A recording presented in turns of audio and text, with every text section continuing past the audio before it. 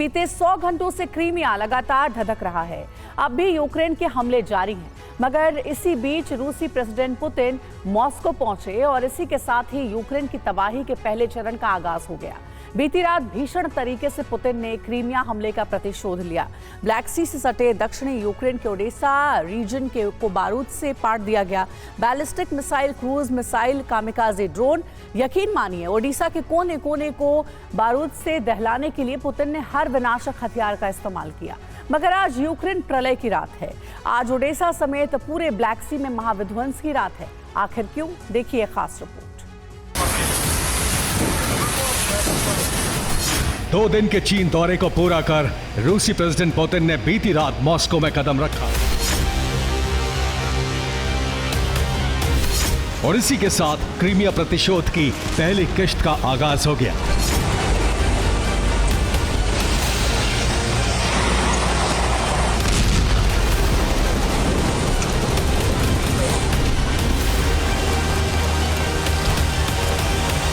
पिछले 100 घंटे से क्रीमिया पर जारी हमले का इंतकाम बेहद ही विध्वंसक अंदाज में लिया गया।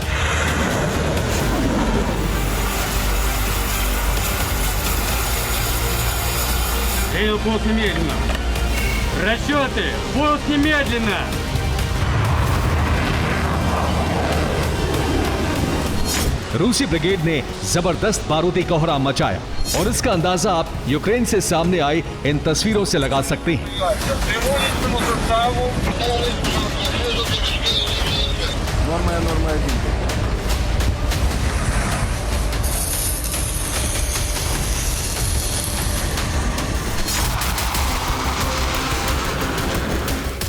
बीती रात पुतिन ने यूक्रेन के जिस इलाके में सबसे प्रचंड प्रहार किया वो ब्लैक सी से सटा यूक्रेन का ओडेसा रीजन था, जहां डबल फ्रंट से अब तक के सबसे बड़े हमले को अंजाम दिया गया, वो भी घातक मिसाइलों के जरिए।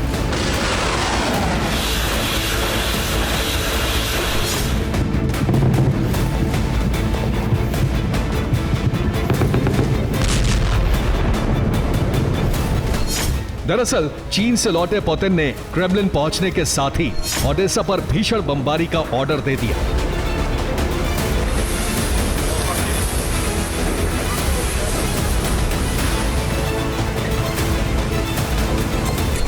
बस फिर क्या, रूसी ब्रिगेड ने ओडेसा रीजन पर दर्जनों बैलिस्टिक मिसाइल से हमला किया। रूसी डिफेंस ने ब्लैक सी से ओडेसा पर क्रूज मिसाइलें भी दागी। इसके अलावा रूस ने ओडेसा के पोर्ट पर ड्रोन स्ट्राइक भी की। रूस ने ज्यादातर हमले ओडेसा में मौजूद हथियार डिपो पर किए।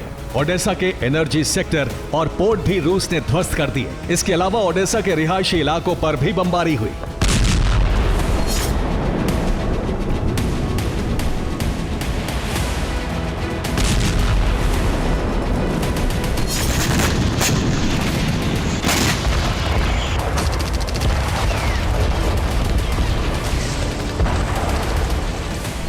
ये बात शीशे की तरह साफ थी कि पुतिन बिना बदला लिए नहीं मानेंगे, क्योंकि यूक्रेन ने उस वक्त क्रीमिया को दहलाया जब पुतिन चीन दौरे पर निकलने वाले थे।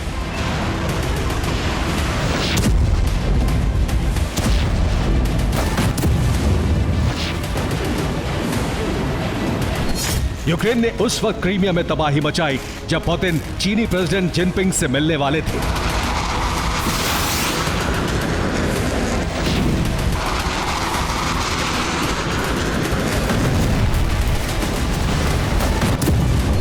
लिहाजा पुतिन ने भी चीन दौरा खत्म करने के साथ ही यूक्रेन के ओडेसा रीजन को बम, गोला बारूद और मिसाइलों से पाट दिया। ओडेसा के कोने कोने में भीषण विनाश किया। आखिर कैसे, ये भी जान लीजिए।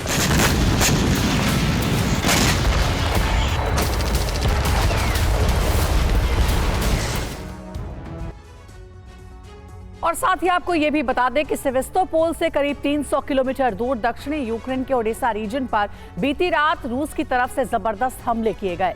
ओडेसा ओब्लास्ट पर रूसी सेना ने क्रीमिया फ्रंट से करीब 17 बैलिस्टिक मिसाइलें दागी हैं। वहीं ब्लैक सी में मौजूद रूसी युद्धपोतों ने ओडेसा रीजन पर करीब 23 क्रूज मिसाइलों से हमला किया है। रूस की मिसाइल स्ट्राइक के चलते ओडेसा में मौजूद नाटो का एक हथियार डिपो पूरी तरह से तबाह हो गया है। और इतना ही नहीं, रूस के आसमानी हमलों में यूक्रेन के करीब 3 डिफेंस सिस्टम भी ओडेसा में ध्वस्त कर दिए गए। इसके अलावा काला सागर में रूसी युद्धपोतों ने यूक्रेनी नौसेना के 6 नेवल ड्रोन्स को भी जलाकर राख कर दिया।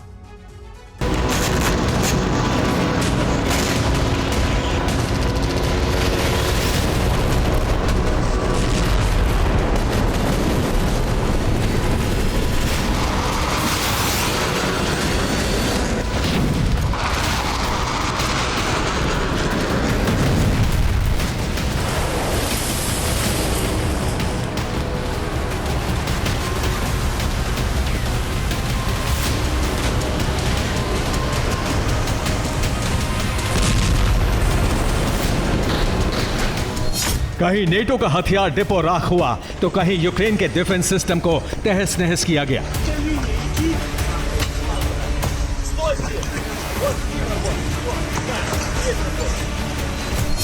इतना ही नहीं, रूसी स्ट्राइक में ओडेसा के पोर्ट तो तबाह हुए ही हैं, इसके साथ साथ सिविलियन इंफ्रा यानी बहुमंजिला इमारतें, शॉपिंग मॉल, बाजार, मार्केट भी रूस के बारूदी प्रतिशोध की भेंट चढ़ गए।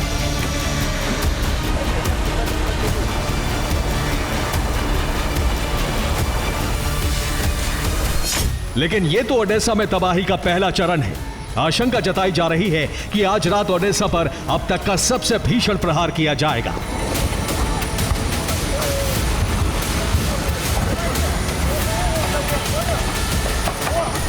हमले और विनाश का दायरा और बढ़ाया जाएगा, क्योंकि बीती रात रूस ने ओडेसा में मौजूद यूक्रेन के सुरक्षा कवच यानी डिफेंस सिस्टम को पहले ही तबाह कर दिया।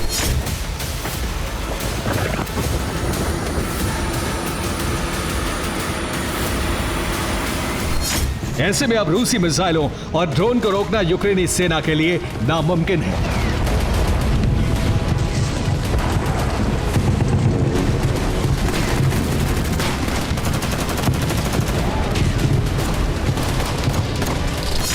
मतलब ये कि ओडेसा में महाविनाश का काउंटडाउन ऑन हो चुका है। ओडेसा को राख करने के लिए पुतिन किसी भी हद तक जा सकते हैं, विस्फोटक हथियारों का इस्तेमाल कर सकते हैं।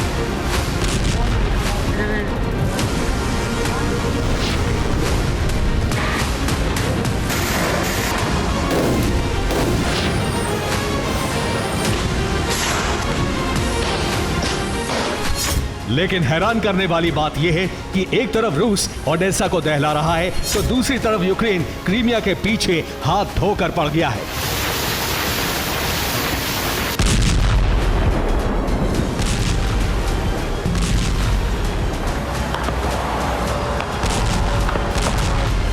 दावा किया जा रहा है कि बीती रात यूक्रेन ने क्रीमिया पर अब तक की सबसे बड़ी ड्रोन स्ट्राइक की।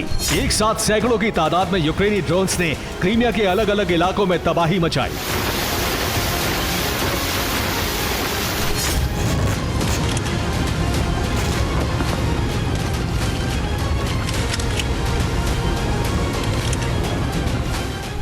मसलन बेलबेक, रूसी वायुसेना का ऑयल डिपो जलकर राख हुआ।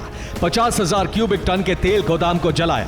नोवरोसिस्क, रूस के पावर स्टेशन को यूक्रेन ने नेस्तनाबूद किया।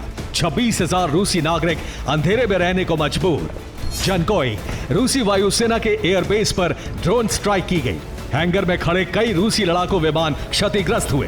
क्रास्नोदर, ड्रोन स्ट्राइक में तुआप्से ऑयल रिफाइनरी जलकर राख। 2,40,000 बैरल प्रतिदिन का तेल उत्पादन ठप। यानी यूक्रेन भी क्रीमिया पेनिनसुला को दहलाने से चूक नहीं रहा। जैसे ही यूक्रेनी सेना को मौका मिल रहा है, ताबड़तोड़ अंदाज में क्रीमिया के इलाकों में ड्रोन स्ट्राइक की जा रही है।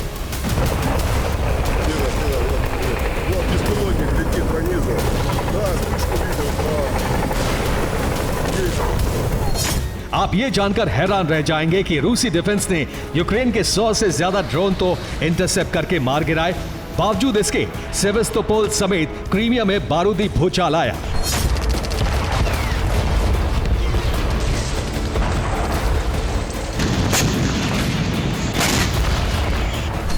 यूक्रेन के इसी आक्रामक अंदाज से पुतिन भड़के हुए हैं और अब रूस ने यूक्रेन समेत पूरे यूरोप और अमेरिका तक के संहार की चेतावनी दी है।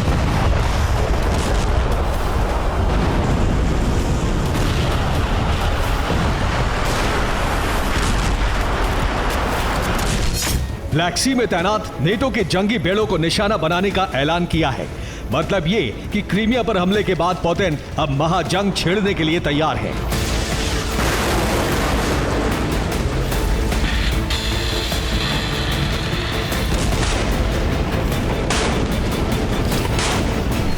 अब ये देखना होगा कि पुतिन के इन तेवरों से नेटो सहम जाता है, यूक्रेन का क्रीमिया पर अटैक कम होता है, या फिर रूस वर्सेस नेटो में महायुद्ध का आगाज होता है।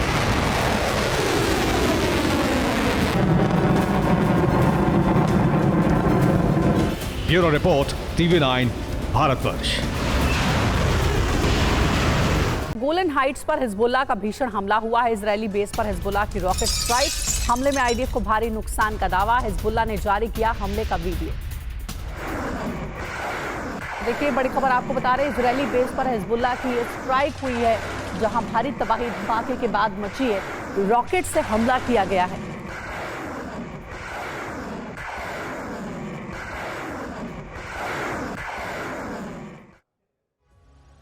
और जिस वक्त इजरायल और अमेरिका युद्ध में फंसे हैं, जिस वक्त ये दोनों देश कई मोर्चों पर ईरानी प्रॉक्सी के हमलों का सामना कर रहे हैं, उस वक्त ईरान बहुत बड़े खेल कर रहा है। रईसी और उनके वैज्ञानिक तेजी से परमाणु बॉम्ब बनाने में जुटे हुए हैं। ईरान के परमाणु अभियान को लेकर बहुत ही बड़ा और चौंकाने वाला खुलासा हुआ है। वो खुलासा जो इजरायल के साथ साथ अमेरिका की मुसीबत बढ़ाने वाला है। ईरान इजरायल और अमेरिका पर अपने प्रॉक्सी से हमले क्यों तेज करवा रहा है?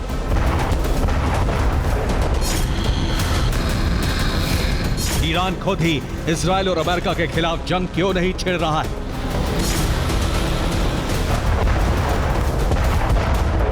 रईसी और उनकी सेना इजरायल और अमेरिका से अपने प्रॉक्सी संगठनों के जरिए ही क्यों युद्ध लड़ रही है?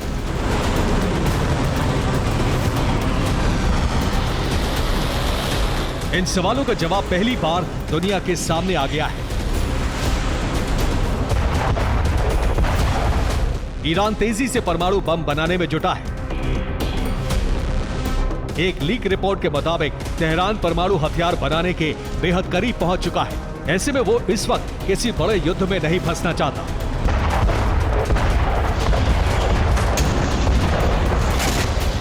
ईरान अपने प्रॉक्सियों को इसलिए ही हवा दे रहा है ताकि वो अपने न्यूक्लियर प्रोग्राम को पूरा कर सके। इजराइल और अमेरिका ईरानी प्रॉक्सी हमले में उलझे हुए हैं और इसका फायदा ईरान उठा रहा है। ईरान रूस की मदद से परमाणु हथियार बनाने में जुटा है। परमाणु मिसाइल बनाने का काम अंडरग्राउंड बंकर और जमीन में सैकड़ों फीट नीचे मौजूद सिटी में हो रहा है। रक्षा विशेषज्ञों के मुताबिक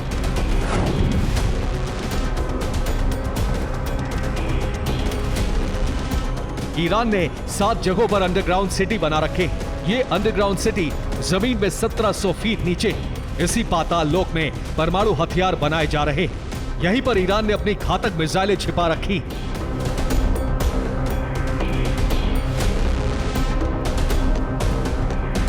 ईरान में जो 7 अंडरग्राउंड सिटी हैं, वो कहां हैं, उनकी लोकेशन क्या है, इसकी प्रामाणिक जानकारी ईरान के अलावा किसी को नहीं है। लेकिन जमीन के ऊपर ईरान के 7 ऐसे एटमी सेंटर हैं जिनकी जानकारी दुनिया को है।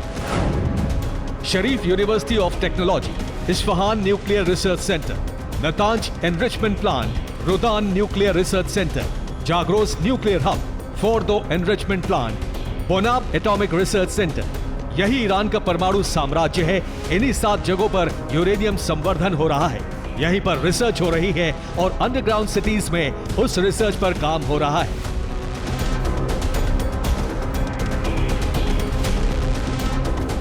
सूत्रों के मुताबिक ईरान बहुत ही जल्द परमाणु परीक्षण करने वाला है। यही वजह है कि उसने अपने प्रॉक्सी से विध्वंसक हमले करवाकर इजरायल और अमेरिका को युद्ध के मोर्चे पर फंसा रखा है।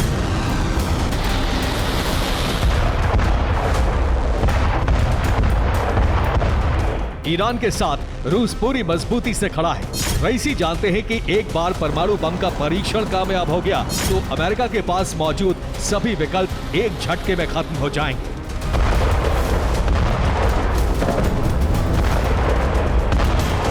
Bureau report, TV9 Bharatvarsh.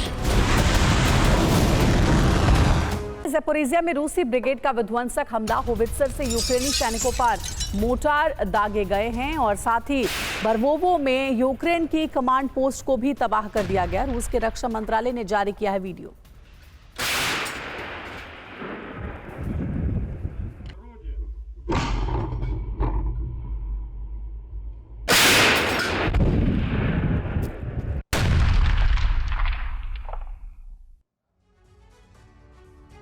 चीन के दौरे से वापस आते ही पुतिन का यूरोप अभियान शुरू हो गया। नाटो ने 4 ऐसे निर्णय लिए हैं जो परमाणु प्रलय की सबसे बड़ी वजह बनने जा रहे हैं। नाटो पर भड़के पुतिन ने न सिर्फ मिसाइलों का प्रोडक्शन बढ़ाने का आदेश दे दिया है, बल्कि 5 देशों की सीमा पर बफर जोन बनाने की घोषणा कर दी है। पुतिन के इसी ऐलान के बाद रूसी सेना का टारगेट सेट हो गया है। रूस के टारगेट पर सबसे पहले फिनलैंड और पोलैंड है। युद्ध की जो आग यूक्रेन में लगी है वो अब नेटो को जला सकती है।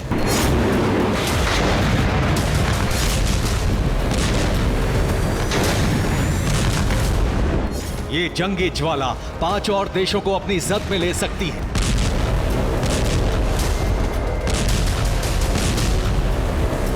चीन के दौरे से लौटने के साथ ही पुतिन का ऑपरेशन यूरोप शुरू हो चुका है।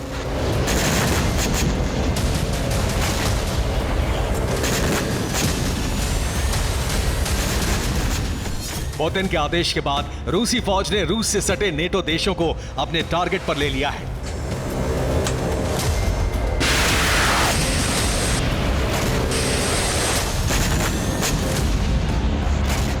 सबसे पहले रूस नेटो देशों से लगती सीमा पर बफर जोन बनाएगा। इसके बाद फिनलैंड और पोलैंड पर आक्रमण करने की रणनीति है।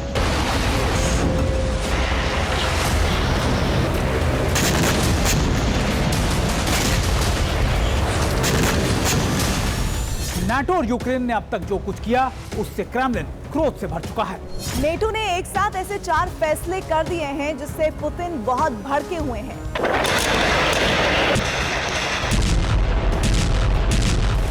नेटो ने ऐसा क्या किया जिससे पुतिन ने यूरोप विनाश का बटन दबा दिया?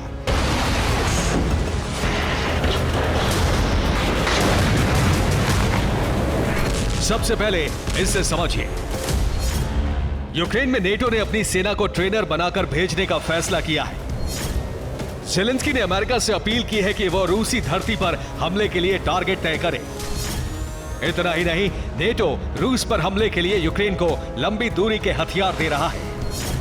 अमेरिका समेत तमाम नेटो देशों ने यूक्रेन को इस बात की छूट दे दी है कि वो नेटो के हथियारों से रूस पर हमले कर सकता है।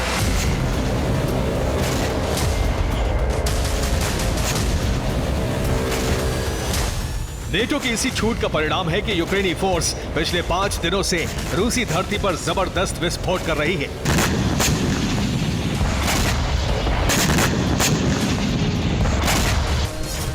इस बार यूक्रेन ने रूस के सेंट पीटर्सबर्ग में मिलिट्री एकेडमी पर धमाका कर दिया।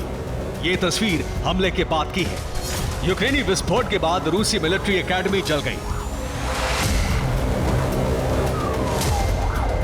यूक्रेन ने सिर्फ सेंट पीटर्सबर्ग में ही नहीं बल्कि बेलगरोद में भी ड्रोन हमले किए। हालांकि रूस ने यूक्रेन के सभी ड्रोन को इंटरसेप्ट कर लिया।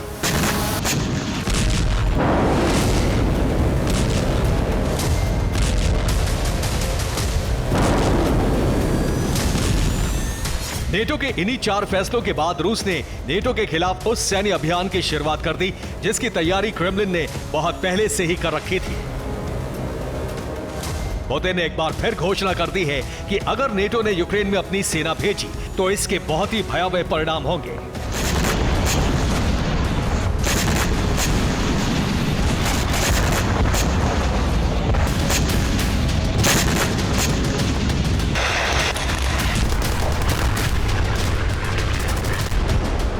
पुतिन के राइट हैंड और रूसी सिक्योरिटी काउंसिल के डिप्टी चीफ दिमित्री मेदवेदेव ने पुतिन से एक कदम आगे बढ़कर नेटो को धमकी दी। मेदवेदेव ने कहा, अगर नेटो कीव को लंबी दूरी के हथियार देता है तो रूस पोलैंड तक सैनिटरी जोन बनाकर अपनी रक्षा करेगा।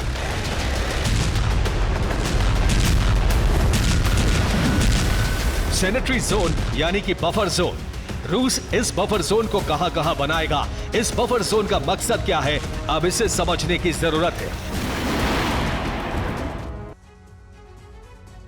और इस बीच आपको यह भी बताना जरूरी है कि रूस उन 5 देशों की सीमा पर बफर जोन बनाने जा रहा है जिनकी सीमा या तो रूस से लगती है या फिर जो रूस के पास है।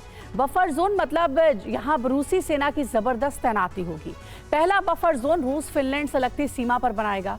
माना जा रहा है कि यह बफर जोन फिनलैंड पर त्वरित हमला करने के लिए बनाया जा रहा है और रूस दूसरा बफर जोन एस्टोनिया के बॉर्डर पर बनाएगा और तीसरा बफर जोन तालविया की सीमा पर बनाएगा। ये दोनों नाटो देश काफी समय से रूस की नजरों में चढ़े हुए हैं, इसलिए क्रेमलिन ने इन्हें भी घेरने का फैसला किया है। चौथा बफर जोन लिथुआनिया में बनाया जाएगा। ये बफर जोन बेलारूस की तरफ से बनाया जाएगा। बेलारूस की तरफ से ही पोलैंड से लगती सीमा पर 5वां बफर जोन बनाने का प्लान है। लिथुआनिया और पोलैंड बॉर्डर पर रूस और बेलारूस की संयुक्त सेनाएं और हथियार तैनात किए जाएंगे।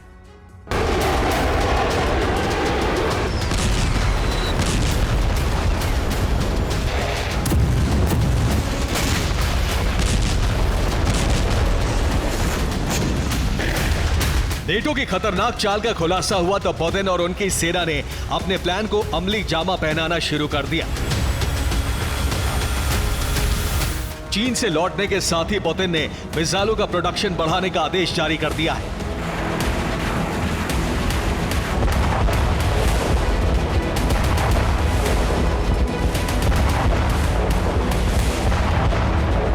माना जा रहा है कि इन मिसाइलों का इस्तेमाल भविष्य में नेटो देशों पर हमले के लिए किया जाएगा।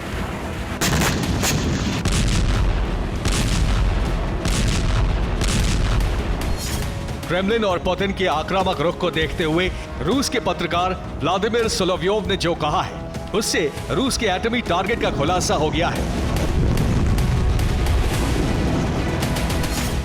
सोलोव्योव ने कहा है कि न सिर्फ यूक्रेन की राजधानी कीव बल्कि पोलैंड की राजधानी वॉर्सो और फिनलैंड की राजधानी हेलसिंकी भी रूस की जमीन है। रूसी सेना इन्हें हर हाल में लेकर रहेगी।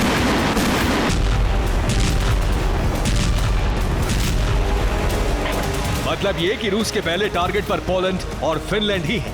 इन दोनों देशों के बॉर्डर पर रूस बफर जोन इसीलिए बना रहा है ताकि इन दोनों नेटो देशों पर हमला करने में आसानी हो।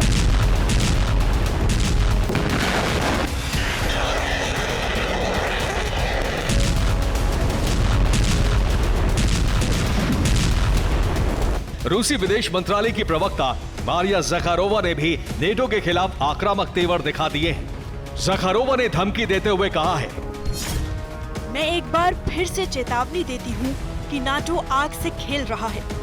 नाटो अगर नहीं माना तो ये आग उसे जलाकर भस्म कर देगी।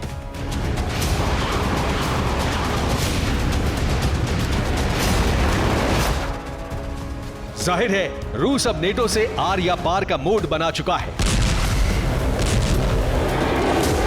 अगर नेटो ने अपने कदम वापस नहीं खींचे तो पुतिन के आदेश पर रूसी सेना परमाणु महाविनाश का बटन दबा देगी।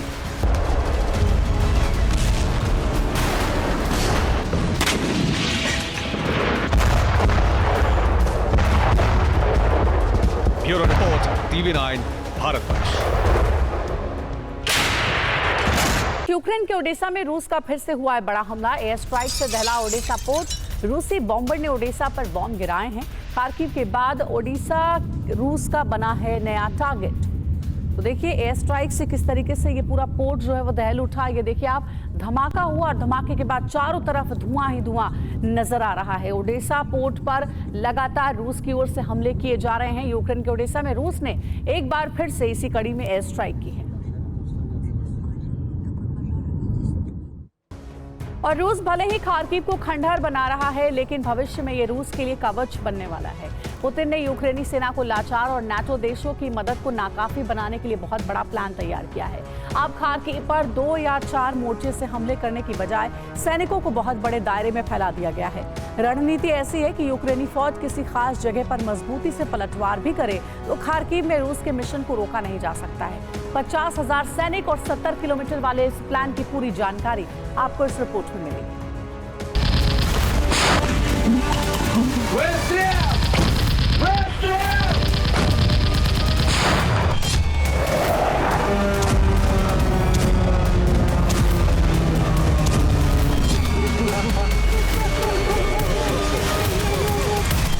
इतनी दूरी की टैंक के गोले रूस की जमीन तक पहुंच न सके। इतना लंबा फासला कि MLRS के रॉकेट रूसी गांवों को छू न सके।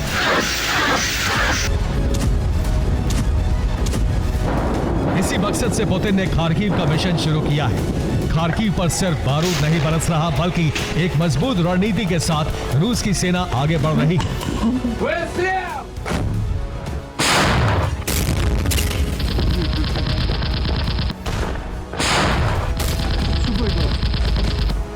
रणनीति ऐसी है कि यूक्रेन को हथियारों का जखीरा मिल भी जाए, फिर भी खार्किव में रूसी फौज को रोक पाना मुमकिन नहीं होगा।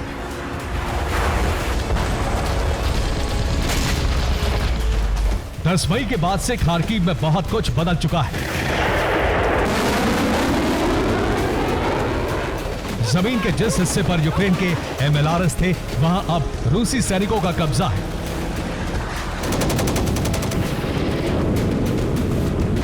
यूक्रेन खार्किव के जिन हिस्सों से टैंकों से गोले दागता था, वहां अब रूसी टैंक आग उगल रहे हैं।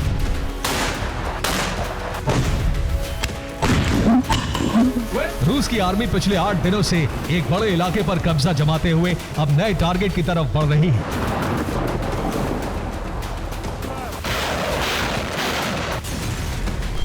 वोल्चैंक्स को रूसी सेना ने घेर लिया है। वोल्चैंक्स में यूक्रेनी फौज से भीषण जंग चल रही है। रूसी सेना ने यहां यूक्रेन के 4 हेलीकॉप्टर को गिरा दिया है। नेटो देशों के कई आर्मर्ड व्हीकल भी भस्म कर दिए हैं। रूस पिछले 2 हफ्ते से लगातार यूक्रेन के कई इलाकों पर कब्जा जमा चुका है, लेकिन खार्किव को लेकर पुतिन का प्लान बिल्कुल अलग है।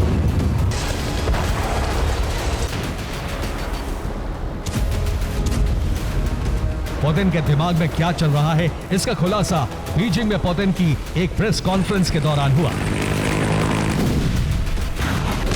पुतिन के मुताबिक रूस खार्किव पर कब्जा नहीं करेगा, बल्कि उसके एक बड़े इलाके पर कंट्रोल रखेगा।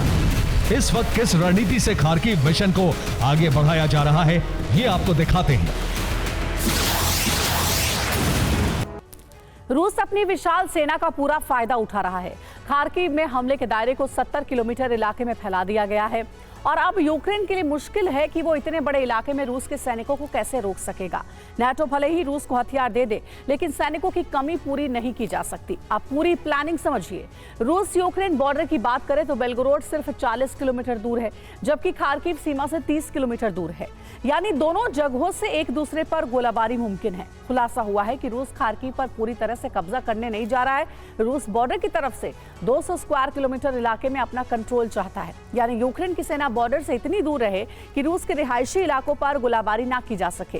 रूस की बमबारी से खार्किव लगातार खाली हो रहा है। खार्किव में उत्तरी बॉर्डर वाले इलाके से 9,900 लोगों ने अपना घर छोड़ दिया है। 2500 वोल्चैंक से सुरक्षित इलाकों की तरफ चले गए हैं।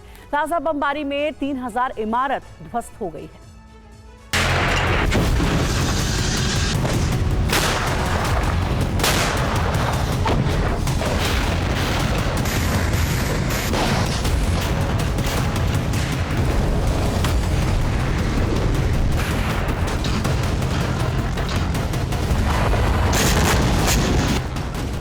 तो देखा आपने, रूस ने अपनी फौज को इतनी दूरी तक फैला दिया है कि यूक्रेनी सेना पूरी ताकत लगाने के बाद भी मुकाबला ना कर सके।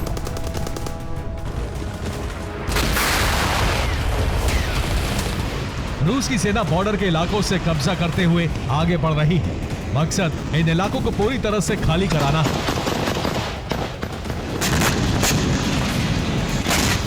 लोगों के पलायन के वक्त रूसी फौज गोलाबारी नहीं कर रही है।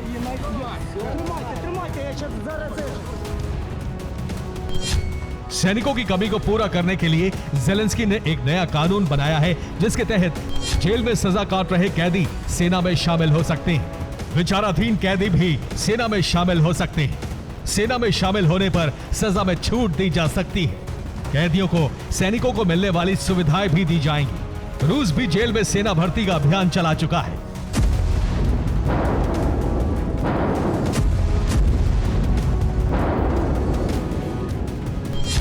यूक्रेन के आर्मी चीफ खुद इन दिनों खार्किव में मौजूद हैं और यूक्रेनी सेना का हौसला बढ़ा रहे हैं। खार्किव में जिन जगहों पर रूसी सेना मौजूद है, वहां यूक्रेनी फोर्स मोर्टार से हमले कर रही है।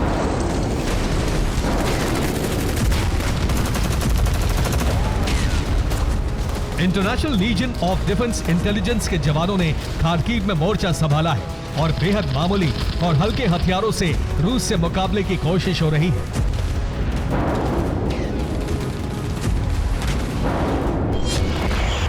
खार्किव के साथ ही मरियांका, सूमी, चेरनिहिव, ज़ेपोरिज़िया और डोनेस्क में भी भीषण जंग चल रही है। मरियांका में यूक्रेनी सेना कामिकाज़े ड्रोन से रूसी टैंक और वाहनों को नष्ट कर रही है।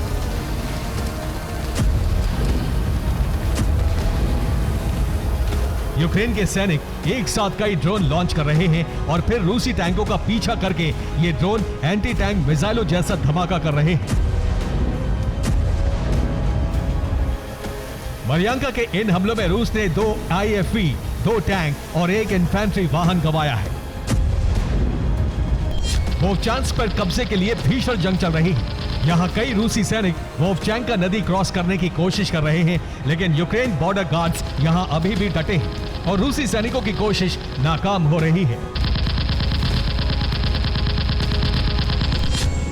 खार्किव में यूक्रेन हेलीकॉप्टर से हवाई हमले कर रहा है। एक दिन पहले 4 हेलीकॉप्टर गंवाने के बावजूद यूक्रेनी वायुसेना का हौसला बरकरार है और हवाई हमलों में कामयाबी का दावा किया जा रहा है।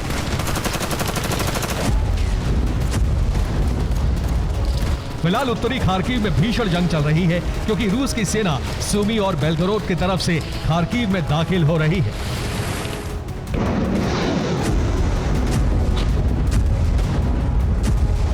रूसी सेना और आर्टिलरी की कई टुकड़ियां बनाई गई हैं।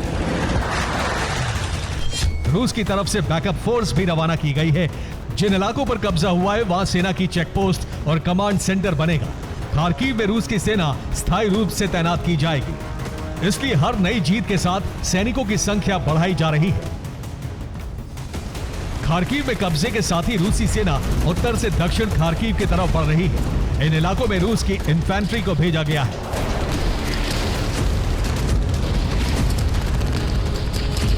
रूस की एरोस्पेस फोर्स खार्किव मिशन में रूसी सेना के लिए रास्ता बनाने का काम कर रही है। खार्किव मिशन का रूट पहले से फिक्स है और उसी स्ट्रैटेजी के तहत हवा से हमले किए जा रहे हैं।